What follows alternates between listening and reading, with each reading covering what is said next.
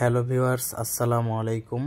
আপনাদের সবার সুপরিচিত কন্টেন্ট ক্রিয়েটর রোমান ভাই আমার অফিসে আসছিল, অর্থাৎ সোহেল টেলিকমে আসছিল রোমান ভাই এবং মোশারফ ভাই।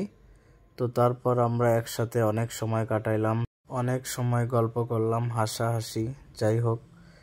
তো তারপর সার্ভার দেখলো যে আসলে সোহেল টেলিকম সার্ভার কিভাবে পরিচালনা হয় এবং কয়জন স্টাফ মিলে কাজ করে, কিভাবে সাপোর্ট দেয়, এগুলো আর কি ধারণা নিল।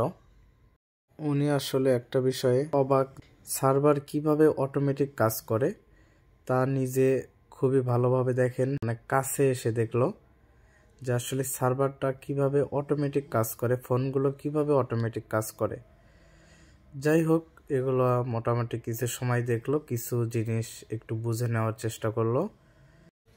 তো আসলে একটা জিনিস অনেক ভালো লাগে যে রোমান ভাই, সোহাগ ভাই এবং ইমরান ভাই, আমি সবার সাথেই দেখা করছি, ঢাকা গিয়েও দেখা করছিলাম।